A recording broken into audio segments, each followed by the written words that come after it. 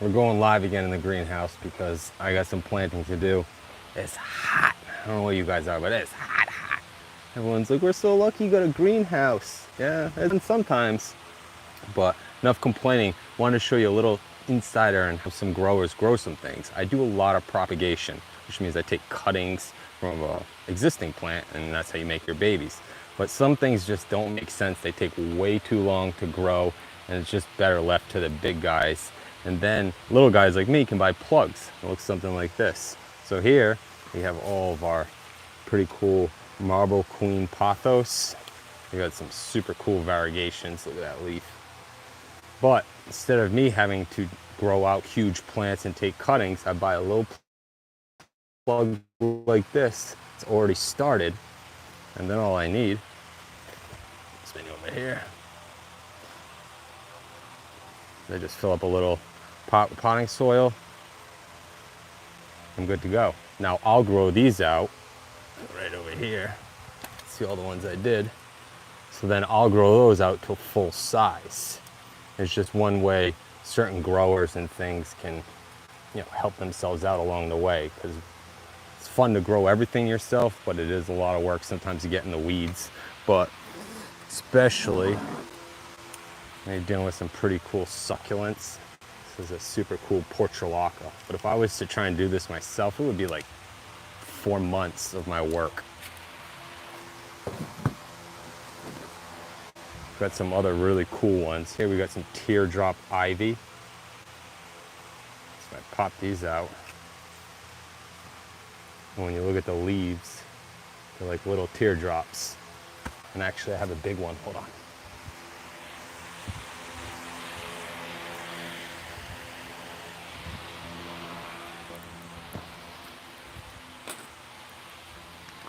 Here's what a big one looks like. I like to put them in hanging baskets. I like these nice black ones. They go well inside and then you can move them outside for the spring and summer if you want, but this is just a very low maintenance plant. If you're just trying to get into plants and you're not sure where to go, and ivy is always a good start. And then we have these pretty cool ones. These are super popular for me. It's tricolor royo. In fact, special shout out to one of my youngest viewers.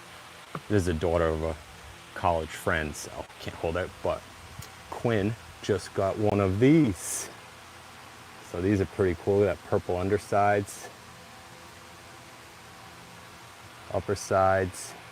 So this is tricolor royo, and again, very popular, but if I was to have to grow this out, first of all, it'd take me forever to get the mother parent big enough to grow enough of these to sell, but then I'd have to go through and propagate them and then grow them out. And where I am, we got winters, it's expensive to heat.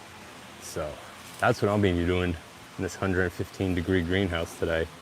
So thanks for watching live. I'm going to try and get better and schedule these, but it's also kind of fun to just pop on randomly when a thought pops in my brain. I'm in this greenhouse all day long, right? Not that that's a bad thing, but oh, you want to see the butylons? The baby started popping. See if I can flip this around. Does that work? Look at that. See all these cool little flowers? My #1 selling plant.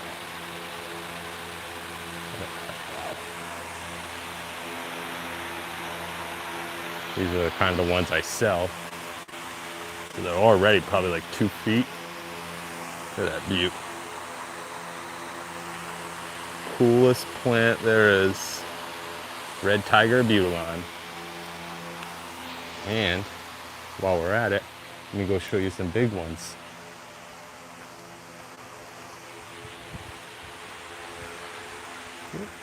Want to see the Fiestas? Fiesta hibiscus. I'll show you this every time I walk by it. Why? Because it's like the coolest. And come on. Where are you getting that kind of flower? All right, stay on track, Brad. Here we go. That, the bigger one. I just trimmed them, but she'll start to get all of her flowers. There's another one. I split it right down the middle. Now I'm going to grow out to 4 peaks. Just love those Butylons. All my strings. All right, thanks for joining me, keeping me company. Hope you'll learn a little bit about how us growers do it. Try to do more of these, but I gotta finish planting about 300 of these plugs and then going in the koi pond. See you around. Thank you.